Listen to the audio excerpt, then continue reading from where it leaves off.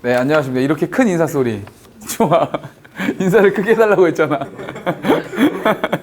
자, 개념통달 수학 1 첫 번째 수업 시작합니다. 지금 동영상 듣는 친구들도 교재를 다 받았을 것이고, 오늘 첫 강의를 좀 기다리고 있었을 텐데, 앞에 선생님이 동영상으로 미리 올려놓은 4개의 OT 강좌를 꼭 듣고 나서 1강을 시작하셔야 됩니다. 알겠죠? 자, 여기 동영상 찍고 있는 곳은 광명의 아가토스 학원이고요. 지금 앞에는 무수히 많은 학생들이 앉아 있어요. 굉장히 많아요. 이렇게 굉장히. 자, 그래서 올해 수학 1 촬영은 광명 아가토스에 있는 학생들이랑 함께 할 거니까 우리 현장에서 듣는 학생들은 잘 그대로 따라오시면 되고, 동영상을 듣는 학생들은 선생님이 알려준 커리큘럼에 따라서 매주 요일별로 해야 되는 거 정해줬으니까 그 정해주는 거에 맞춰서 공부를 하시면 됩니다. 알겠죠? 자, 오늘 첫 강의부터 시작해 볼게요.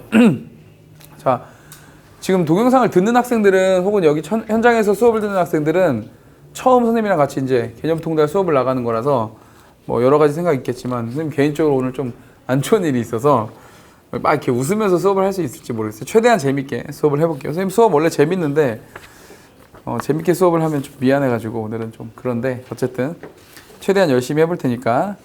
그리고 이게 첫 단원이 수학 1이 어렵지 않습니다. 다항식 단원이라 다 중학교 때 했던 단원들의 연장선상에 있어요. 그래서 어렵지 않고, 각 포인트별로 선생님이 정리해주는 내용 중에 요 포인트에서는 요런 문제가 시험 문제에 출제되고 요게 어렵게 나올 수 있는 주제가 된다라고 정리를 해줄 거니까, 그런 포인트들은 색깔 볼펜을 이용해서 정리를 하시면 됩니다. 알겠죠? 자, 선생님 수업 들을 때 원칙 칠판 보세요. 선생님 수업 들을 때 원칙 3가지. 자, 동영상을 듣는 친구들도 똑같아. 첫 번째, 수업 도중에 필기를 하지 않는다. 알겠죠? 오케이. 선생님 필기할 시간을 줄 거야. 필기할 시간을 줄 거니까 필기하지 마시고, 필기를 하지 않는 2가지 이유. 첫 번째는 필기하다가 설명을 안 들어. 수업 시간에는 필기를 하는 것보다 설명을 듣고 대답을 하고 나하고 대화를 하는 게 훨씬 더 중요해. 알겠죠? 왜냐하면 내가 이렇게 대화를 하다 보면 분명히 아는 척하지만 모르는 눈이 있어. 학생들은 그 눈을 내가 캐치할 수 있다고. 그래서 만약에 이게 쭉 두면 수업을 내가 계속 이렇게 눈을 마주치면 수업을 하는데 저 새끼 지금 이해를 못한 거야. 근데 자, 이해 잘 갔어요? 그런데 이해가 안 가면 항상 손을 들어야 되거든? 손을 안 들어. 쟤는 분명히 이해가 안 간 것 같은데 손을 안 들어. 그럼 내가 질문해. 대답 못해. 그럼 맞아요. 카메라를 갑자기 끄고 쫓아가서 때릴 거야. 알겠지? 그러니까 항상 설명을 잘 듣고 대답을 하시고 나랑 대화하시고, 이해가 안 가면 조용히 손 들고 질문하면 다시 설명해 줄 테니까. 알겠죠? 물론 설명을 너무 잘하니까 이해가 안 갈 리는 없어요. 알겠지? 자, 그 다음에 필기를 안 해야 되는 2번째 이유는 또 뭐냐면은, 선생님이 문제를 풀어줄 때 문제 풀이를 필기를 하면 책이 더러워져. 그럼 집에 가서 복습을 해오라고 시키면 써 있는 걸 읽어요. 수학은 그러면 안 돼. 이해가 갔으면 적지 마시고 집에 가서 다시 풀어. 알겠지? 그게 더 나은 거예요. 그래서 선생님 박스에 적어주는 내용만 필기를 하시고 풀이 내용은 전혀 적지 않는다. 무슨 말인지 알겠죠? 오케이? 자, 그리고 필기는 최대한 깔끔하게 해드릴 거고, 선생님 맨날 강조하는 내용이긴 한데 여러분들 앞에 서기 전에 리허설을 꼭 하고 들어옵니다. 알겠지? 내 나름대로 어떤 내용을 어떤 색깔을 분필을 써서 어떻게 설명할지 다 리허설을 하고 들어와. 알겠죠? 선생님이 설명해 줄 내용들 다 정리해서 들어오니까, 다 설명해 들어오니까 그때 뭐 즉흥적으로 생각나는 대로 떠드는 거 없어. 그러니까 다 정리해 줄 거고, 수업 시간에 선생님 저는 글씨를 너무 못 써서 혹은 쓰는 속도가 너무 느려서 선생님 필기 시간에 다 못한다. 괜찮아요. 알겠지? 내가 필기 시간 줄 때만 필기하시고 못 쫓아와서 필기를 못하면 내 걸 복사해 가면 돼. 알겠지? 오케이. 그렇게 충분히 해줄 수 있으니까 오로지 수업 시간에는 수업에만 집중을 한다. 그게 첫 번째고, 2번째는 선생님 수업 시간에는 대답을 꼭 한다. 대답을 꼭 해. 내가 계속 물어봐. 계속 물어보면서 수업하니까 꼭 대답을 해주셔야 되고, 절대로 하지 말아야 될 대답 3개 있어요. 첫 번째, 그냥 이런 대답 하시면 안 돼. 저도요. 이런 대답도 하면 안 돼. 묵비권 개 맞아요. 알겠지? 이런 거 하면 안 되겠지? 그래서 이 그냥이라는 사고방식은 수학 공부함에 있어서 버려야 돼. 왜 그렇게 풀었어? 이유가 있어야 돼. 그냥 이렇게 풀었는데 그게 아니라 이 문제는 이러한 조건 때문에 이렇게 풀었습니다가 있어야 되는 거야. 어차피 수학 문제를 풀어가는 건 사고의 과정이기 때문에 그 사고의 과정을 읽을 수 있고 내가 풀이한 걸 풀이를 얘한테 딱 보여주면 얘는 내가 무슨 생각을 했는지 읽을 수 있어. 수학은 그래. 그지? 얘가 무슨 생각을 하면서 지금 풀이를 했는지 풀이해서 보인단 말이지. 그래서 선생님이 여러분들이 모의고사 시험 한번 본 거 시험지 보면 얘가 무슨 생각을 했고 어디서 막혔는지 알 수 있단 말이야. 그게 수학이 가지고 있는 매력이야, 매력. 알겠어? 그냥이라는 건 없어야 돼. 오케이? 그리고 항상 내 생각이 있어야지 저도 똑같은 생각입니다. 이렇게 하면 안 된다고, 그지? 설사 똑같은 생각이어도 내 생각을 한 번 더 얘기하는 그런 습관을 꼭 들이시라고요. 대답 안 하면 죽여버리겠어요. 알겠지? 그리고 세 번째. 선생님이 제일 강조하는 것 중에 하나입니다. 가르치는 자와 가르침을 받는 자 사이에 예의는 꼭 있어야 한다. 알겠죠? 그래서 예의가 있어야 되는 게 나를 존경해라 이런 얘기가 아니야. 존경할 필요는 없는데 서로 예의만 좀 지키자는 얘기지. 알겠죠? 이를테면 수업 시간에 졸면 돼, 안 돼? 돼.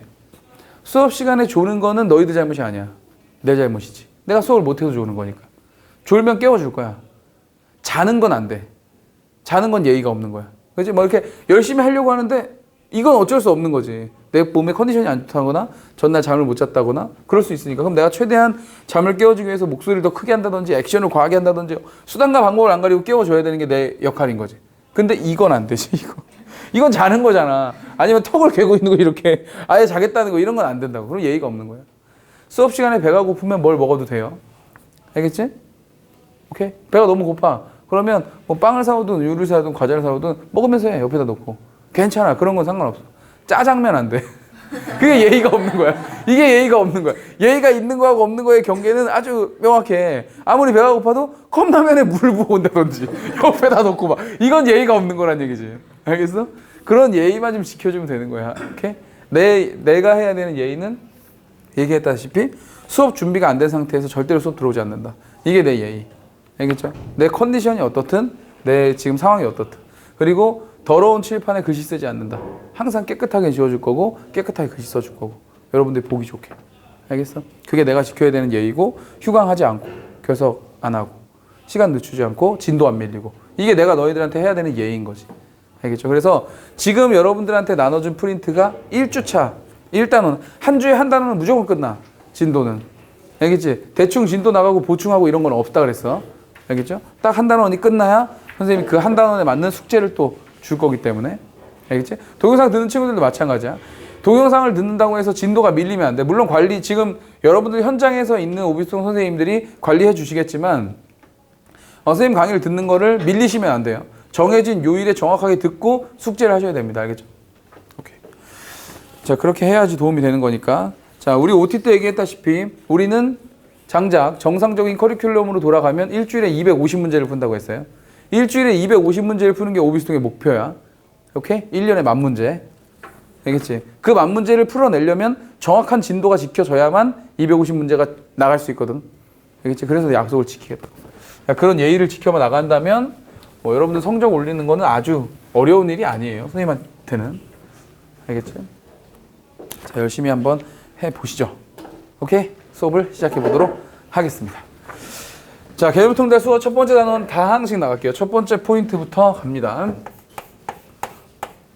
자, 첫 번째 포인트의 제목이 뭐라고 되어 있어? 다항식의 기본 연산. 이라고 되어 있어. 물론 내용은 엄청나게 쉽지. 다항식의 기본 연산이라는 건 뭐 이런 거야.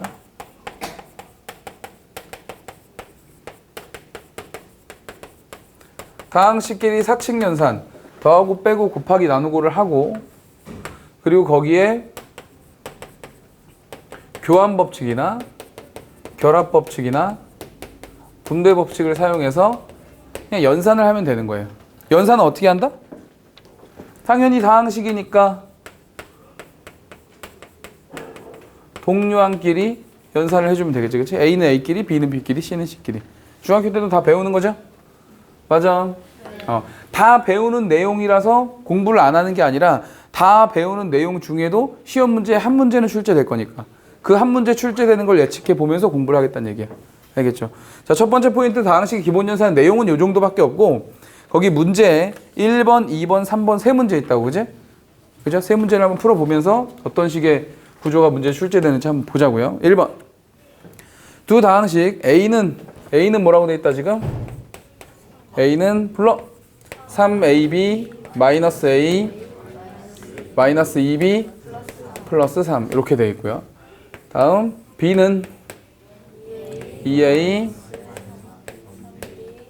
마이너스 AB 마이너스 이렇게 돼 있다 이거지, 그치?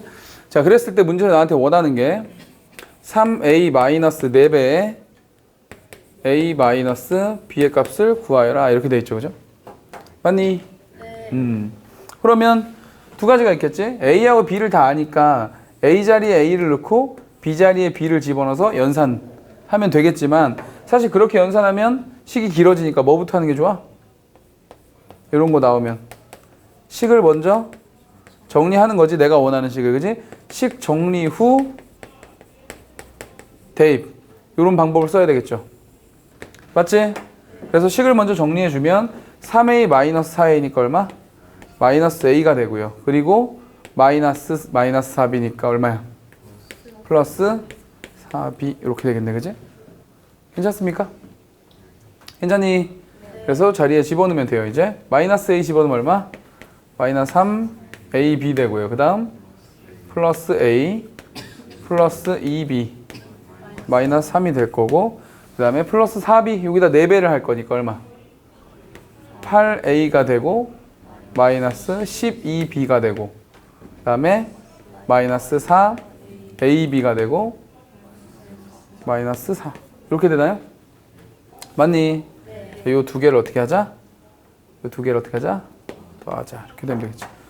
선생님 원래 마지막까지 계산 안 해주는데 처음이니까. 자, 해봅시다. 어떻게 돼? A부터 쓸까요? A부터? A는 얼마? 9A가 될 거고, 그 다음에 A, B항은 마이너스 7AB가 되고, 그 다음에 B는 플러스 마이너스 10B가 되나요? 이렇게 하니까. 그리고 이렇게 하면 마이너스 7 이렇게 해서 정리하면 되겠다. 됐죠? 어렵지 않지? 어렵지 않은 문제였어요. 또 2번 넘어갑시다. 자, 2번 문제를 보니까 5x의 제곱 y 5x의 제곱 y 그 다음 마이너스 4x의 제곱 마이너스 y 플러스 7 이렇게 써져 있다.